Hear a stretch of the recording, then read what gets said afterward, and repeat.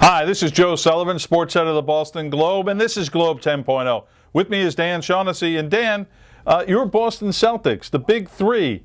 We're looking up at everyone else at this point, pretty much, and this has been a disappointing start for this team. And so, how bad are the Celtics, do you think? It's surprising we're having this conversation at this time of the year. I mean, in the off season, even with the lockout and the delay, there was some school of thinking that a shorter season, fewer games would help them, but the way the games have been compacted into a short amount of time, the fact that maybe they're not in game shape coming out of the gate, some of the older guys, has worked against them.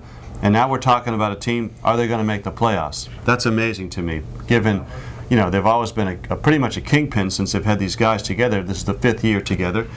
And the regular season, you're never worried about the playoffs. They're going to make the playoffs, and now they're going to be one of the top 8. That's kind of a factor. I don't see it getting better. So, I think they will make the playoffs. I think they're going to ride in as a 6, 7, 8 seed. They're going to beat a lot of bad teams with the star talent they have.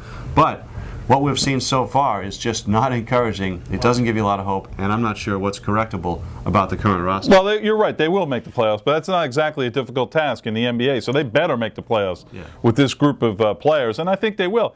But Dan, I think that Paul Pierce didn't play the first 3 games of the season, and he's still rounding into shape. He's hurting a little bit.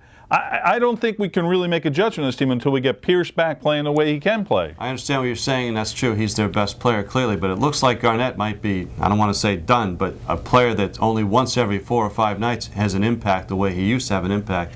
That kills you because they don't have that much depth on the bench to come in and help that.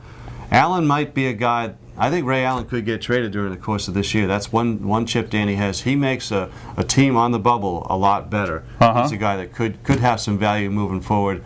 I got to wonder, Doc Rivers came back for 5 years. There has to have been a reason that he did that. What we're seeing on the floor so far doesn't tell us anything about why he would have done that. Wow, Shaughnessy's ready to push his chips to the middle of the table and just cash in. Are you kidding me? It's much too early, Dan. We got to wait and see on this. They still can be a tremendous team. We got to wait and see. I think Shaughnessy giving up much too early. Have hope, Celtics fans. Yeah, good.